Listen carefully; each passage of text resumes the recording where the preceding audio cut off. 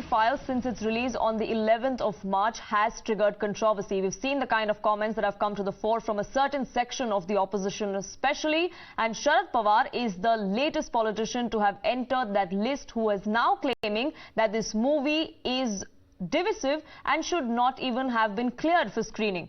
The NCP Supremo has come out and accused the BJP of promoting a film that spreads poisonous atmosphere and slammed them for encouraging people to watch the film that stokes anger.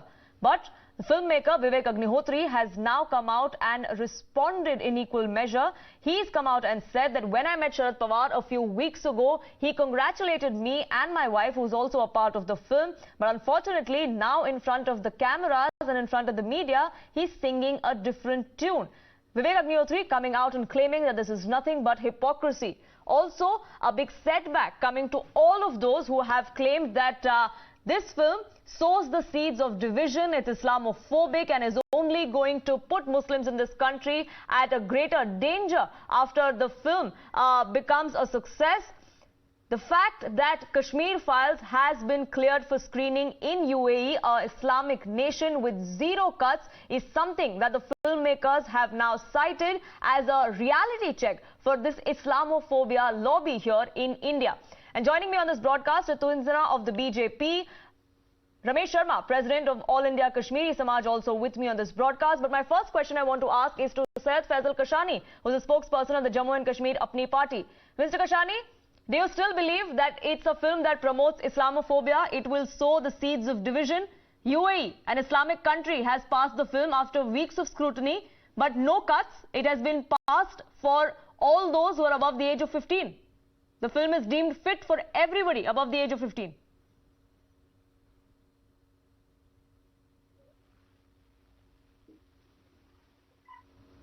Mr. Kashani, I believe you are on mute. Just unmute yourself, please. Just a minute. Am I audible now? Yes, Mr. Kashani, go ahead. Yeah. So our issue with Kashmiri Files is that intention of the actor does not seem to the reality, but to create a communal divide. And secondly, I mean, this movie is not helping the Pandit brothers to stay back. And talking about this movie getting clearance from the UAE, it is not threatening the Muslims in UAE. It is threatening the Muslims of Kashmir in other states. You have seen what statements and what's the result in the theaters after seeing the movie. There has been so much hatred towards Muslim community of Kashmir. We've also seen the kind of emotive response that has come out to the fore, Mr. Raina, after watching that same movie. Kashmiri Pandits, Kashmiri Hindus, who for decades have not been able to come out and talk about the reality, are now happy that the truth is finally coming out 32 years later. This is one-sided story, ma'am. Muslims have equally suffered. And no one is denying that, but that does not mean you deny what happened to Kashmiri Hindus. No, nobody is denying that. We are ashamed. We feel sorry that what happened with Kashmiri Pandits shouldn't have happened. It's very unfortunate. But that does not mean you label entire Muslim community of Kashmir. Nobody is doing that, sir, but it's a great start that you are saying that you condemn what happened, you feel sorry for them. At first step is acknowledgement that yes, a wrong happened 32 years ago. I would like to make a point here. I want to... Yes, Mr. Raina, go ahead. Yes, I want to tell this gentleman, you see, Haider Mission Kashmir was made in early 90s. Within the same time frame, almost when the exodus of Kashmiri Pandits was forced on them. See, the most unfortunate part of the story is that they were glorifying terrorism. They were giving reasons in those movies. Why did a person take to gun, so on and so forth. And that time, wasn't the communal harmony being disturbed by portraying open terrorism when terrorism was romanticized on the screen? Nobody raised a finger, because it served the purpose of the vested interests at that point of time, and even now. Now the hard fact of the story is that when Kashmir Files is open, Mr. Kasani, I will give you your opportunity to rebut. Let Mr. Raina finish. When Kashmir Files story is out, when it is depicting the untold story of Kashmiri Pandits, and the people obviously are playing politics on this. The people are obviously trying to get a political capital out of it. Somebody trying to become the saviors of the Muslims, and somebody talking blah, blah, blah. But the hard fact of the story is that this story of Kashmiri Pandits, the story of Nadimar, the story of Sangrampura, the story of other villages, Vandhama, was never allowed to cross Pir Panchal range of Kashmir. It was kept buried under the debris of the history. And when it is being unfolded, the obvious reaction will come from the people who wouldn't want the story of reality to be told to the people. You see, for the first time, let me tell you, the nation and the people of this country have got to know what exactly has happened to the people of a minority community of Kashmir. And let me remind this gentleman of one more thing, that there always has been a Hindu dimension to Kashmir problem, which has all along been tried to be kept under the carpet, and it has never been allowed to be told to the people and the country at large.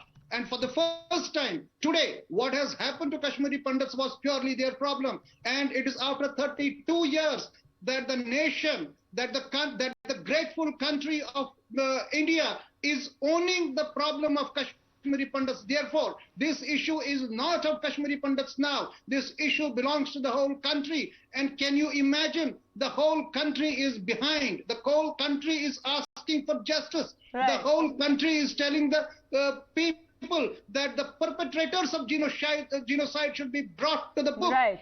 Tell me one thing. How do you explain the 6 Chitti Singh Pora, about 30 odd in number, being killed? How do you explain Nadimar massacre? How do you explain Vandhama massacre? How do you explain other massacres that have been taking place at a regular pace between 1990 and 2000? You see, it has all along been attributed either to Jagmohan or to somebody else. Political theories have been manufactured that Kashmiri Pandits went off their own. The hard fact of the story is that the migrant tag has been put on our forehead, while as for all these 32 years we have been telling that we are not migrants, we are internally displaced people. Nobody has been listening to us. Absolutely. For 32 years, Mr. Kasani, nobody heard their stories. Today, somebody has put that untold story on the silver screen. It is being received worldwide with the kind of emotion that it is. Only in India, it seems to be sowing the seeds of division. Is that what it is? First of all, if it was not for commercial purposes, ideally, it could have been a documentary available free on all the platforms. Secondly, it is surprising and shocking that it took a movie to make the conscience of our Prime Minister to work for Pandits. And I would like to ask the person from BJP, what has BJP done for the rehabilitation of Pandits after they came in power? What has the previous governments of when BJP was in power, what have they done in past to rehabilitate Pandits? Not even a single Pandit brother has been rehabilitated after 2014. This is a shame for BJP that they have been politicizing the Pandit issue and they continue to do it. I request my Pandit brother that they should realize that this is the party that has been politicizing their pain. This is the party that has been taking votes by selling their pain in other states, but doing nothing. All you're doing, Mr. Tuhin Sinha, is selling somebody's pain and making money out of it.